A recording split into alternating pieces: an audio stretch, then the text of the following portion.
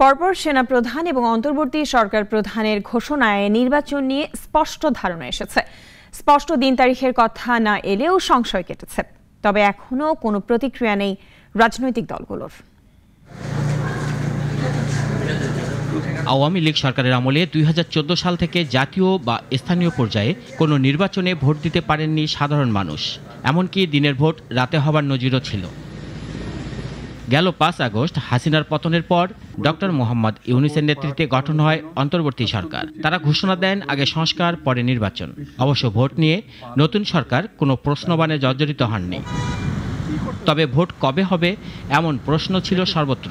রাজনৈতিক দলগুলোর পক্ষ থেকে বারবার বলা হচ্ছিল নির্বাচনের কথা। সব আলোচনা সমালোচনার অবসান ঘটে আন্তর্জাতিক সংবাদ সংস্থা রয়টার্সে সেনাপ্রধান জেনারেল ওয়াকার উজ্জামান এর সাক্ষাৎকারে। তিনি 18 মাসের মধ্যে নির্বাচনের জন্য সরকারকে সহায়তার অঙ্গীকার করেন।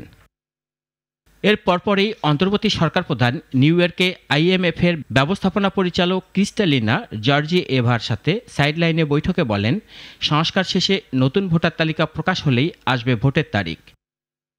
তবে এই দুই ঘোষণার পর সর্বত্র এখন নির্বাচন নিয়ে আলোচনা। বড় রাজনৈতিক দলগুলো বারবার নির্বাচনের তাগিদ দিলেও তাদের পক্ষ থেকে দলীয় কোনো প্রতিক্রিয়া দেওয়া হয়নি। বিএনপি নেতারা অবশ্য বলছেন, নির্বাচিত সরকার না আসা পর্যন্ত গণতন্ত্রের সুফল মিলবে না।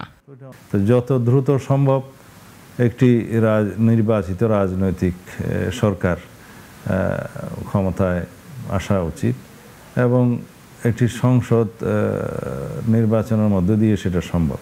বামসহ অন্য রাজনৈতিক দলগুলোর নেতারাও বলছেন, দ্রুত সংস্কার শেষ করে গণতন্ত্রের জন্য নির্বাচনের পথে হাঁটাই উত্তম। 16 বছরে যে আবর্জনা জমেছে, কিছু আবর্জনা পরিষ্কার করা দরকার, কোনো সন্দেহ নেই।